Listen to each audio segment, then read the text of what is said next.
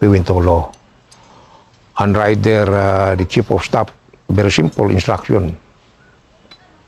You go on full offensive. Just like that. My answer is very short also. I said, no sir. Nagtaka siya. Bakit no sir ang sagot ko?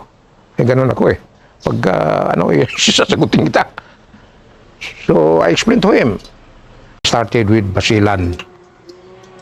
So that is where we initially had a small heliborne operation. We call the area Cloud 9. Yung sumisip yan, yung where they are now, tuburan na yan. Pinagsak-sak namin yan. I concentrated the effort there kasi kako this is easier to pacify than Hulo. So I started my effort there. Mission Brigade was able to pacify that. All over the place. Naghiliborn kami dyan. Eh, doon ko nabulat minsan. Naghiliborn kami. Sabi ko, are you not following your troops? Kako, I'm going to follow you. Susunod ako siyo. Lipat kami ganun. Anyway, napasified ni Badong yan. He was still a full colonel. Ako, Badong, I need you in Hulo. Because we have only one brigade. I need more troops there. I-turn over natin ito sa Port Dave. So we turn over. Ayaw niya eh. Kasi he did go there already. Ako, Badong, my experience is like this in life. Anything good you've done, people will forget that. And what you did here, the people will forget that. You are still a full colonel. You have to make your star in Hulo. Nag-turnover namin sa Port Dave, so I brought him to Hulo. I divided the law into two.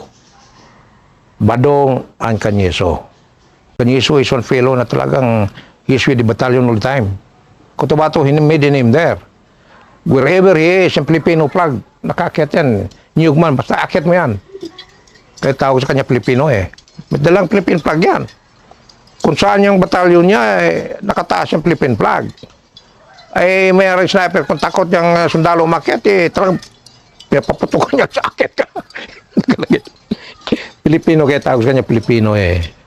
Looking to him another way. Diretsuhan. Tausog, bilib ako. Although, marami patay talagang bilib ako sa tausog. Saludo ako sa katapang sa tausog. Saka diretsuhan ang salita, okay lang. I can't remember Kamlon. I was still lieutenant. What happened? We fielded so many BCTs here. Nahuli natin Kamlon with 60 people. He surrendered only. Ako, sir, this island, from tip to tip, tasakin ko ito, madali. Apakan ng sundalo yan, lahat yan, apakan yan. Babalik naman ako doon, gaganon yung gagawin natin. Ako ay. Ako, sir, ito, alam mong Muslim, infantryman yan si Espino, ano. Kako, sir, the 5. What I learned in the academy, 5 basic principle. The 4 F's only. Ini ko sa kanya. Kako, sir, the first F is what? First, find the enemy. Kasi we don't have to look for the enemy. Paglamas natin dyan sa gate, nandyan sila. Doon nakulong na yan, first division eh. Paglabas natin sa gate, nandun sa labas sila eh. Naghihintay sa atin eh. We don't have to look for them eh. The first F, kako, sir, yan. Kako, the second F is fix the enemy. If you find them, you fix them in position. The third F, kako, sir, you fight them. Kako, sir, fighting them is not a problem. Sila, tayo, we are well trained eh. We have the armament at sundalo natin eh. Properly trained, supposed to be, officers and so on. Fighting them is not a problem. Kako, sir, our problem is the third F. How the fixing the enemy position. So we can fight them and finish them for the fourth F. Well, what will we do? Kako, sir, we have to fix the enemy and I cannot do this. I need the Navy, but you don't have the Navy. Ilan ang barko ng Navy? They cannot surround the Hulo. Kako, sir, I'll bulldoze this island from tip to tip. I can do that. After that, I have to go back. Nandun naman sila sa likod na, ilalabas sa dagat. Babalik lang sa likod natin. So, pag ganun-ganon tayo, we have to fix them. That's how we organize the Seaborne Brigade. So, I said, I need some watercraft. I'll organize some watercraft to ring this island with watercraft and bulldoze my way on land. So, magaling yan si Espino eh. Fieldman niya eh. Diretso-diretso rin si istorya niya eh. Kakilala mo ganon. Kagaya sir ng how we will organize the seaborn.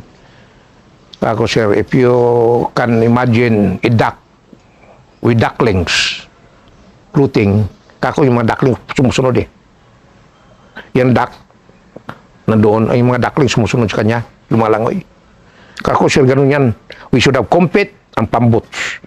And the compete is the command, supply, everything is there. And the pambots, that is their mothership. So on. So sabi niya, okay, how much do you need? Tuloy-tuloy din. I did not know how much is pambot eh. Buka Negra, binigyan ako ng 500,000 in check. Just to organize, not the Seaborn Brigade, but battalion at the time. So, Badong Mission was our, Del Mission was our brigade in Basilan. Yung rig. Now, ang problem, who will man? Who will man the pambot? Eh, mga taga-Luzon lahat yung participation eh. Walang mga sanay sa dagat. Labo na mga Ilocano, iba. Anyway, kako, Bridge Taton, binigyan kami Bridge Taton.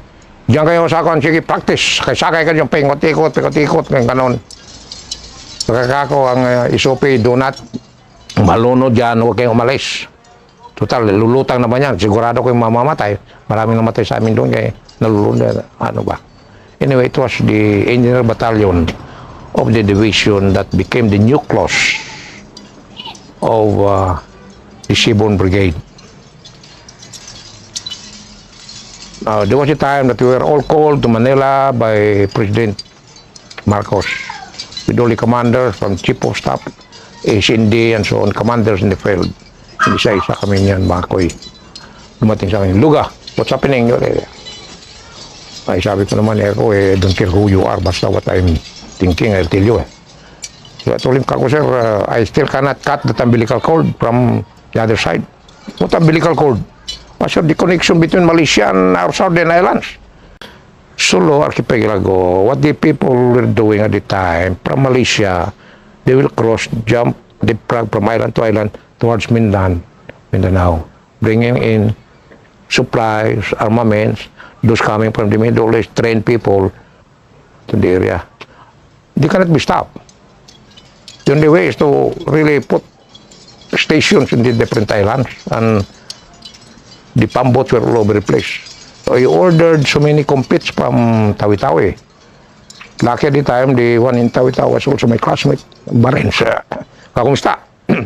Magawa daw siya ng compete dyan, pagawan mo ko ng ganito. So that was the concept. A duck with ducklings surrounding like that. So we occupied the island. I can say this because I personally interviewed the survivors that day. There were two. One survivor was his radio operator, who was in the jeep with him, wounded. They went to the area without firearms. Ang sa jeep mayroong firearm radio operator. The other survivor was a soldier who got married to a Tausug woman who knew how to speak Tausug. Ginawa ni Bote tawag ko dyan as the interpreter. Dito nakatindig sa likod. And what happened was like this. And General Ramos, President Ramos, is a very lucky person. He was in the area and he was in Tawi-Tawi inspecting the PC. Otherwise, if he was there with the group, he could have joined the surrender of Osman Saleh. The poor Adjutant General of the Armed Forces, nakakaki pa sumama. Nakasama doon sa massacre. Anyway, General Ramos was in Tawi-Tawi inspecting PC troop there. Otherwise, if kung nandun siya sa loob, baka sumama sa loob. Well, anyway, they went there without arms and so on. They passed by the battalion what was inside. Sinama yung battalion commander and some of the staff. Near that battalion headquarters was Tabo, what you call it in Hulo? Tabo, where the people gather and sell things. Para bang market na from different places, mag-ipon sila doon, nagpapabili, mga ganun. 500 meters away, but then under the coconut carpet. Pumasok sila doon. Nandoon na yung mga rebelde. So, usap-usapan, ganon. Si Dia Bautista, bumili pa ng mga lansunis, pinakain pa sila mga rebelde.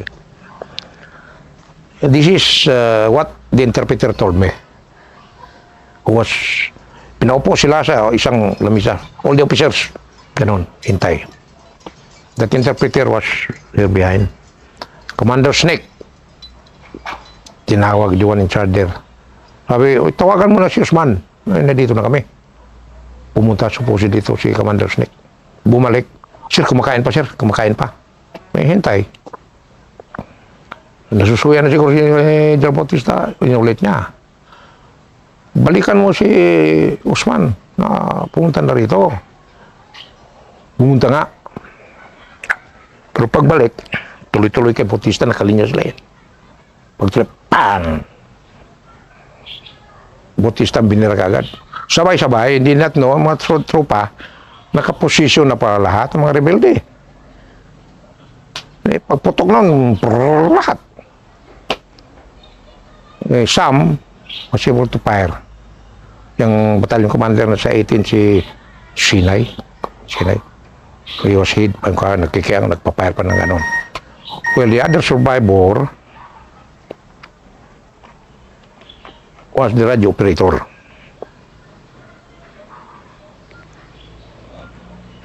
Who was wounded, but mahulog siya sa jeep niya. Natakpan siya ng iba. But he was alive. Ang nalaman niya lang, inalisan siyang butas lahat. Talagang hinubaran lahat. Kuha ng rebelde, mga baril lahat. But he knew what was happening. Conscious siya. The time, the other one, tumakbo. Yung interpreter, survivor. Pagputok, takbo siya, balik sa batalyon. Talon dito, talon. Nakabul siya ng baril, puro niya siya tabahan. Yung nasa batalyon naman, there were 2 lieutenants. Yung lieutenants. Pinakursar. Ako yung dalawa Walang ginawa. Hindi papayar na ng mortar lang. Papayar ng mortar. Hindi mo na pumunta. 500 meters away. Hindi mo na pumunta. Lumabas. But anyway, yan dalawang survivor. Pinag-interview ko yan. Now, this other survivor, yung radio operator, pumunta doon si Chief of Staff. He was promised na pumunta sa akin. Sabi ni Chief of Staff, ipopromote ako.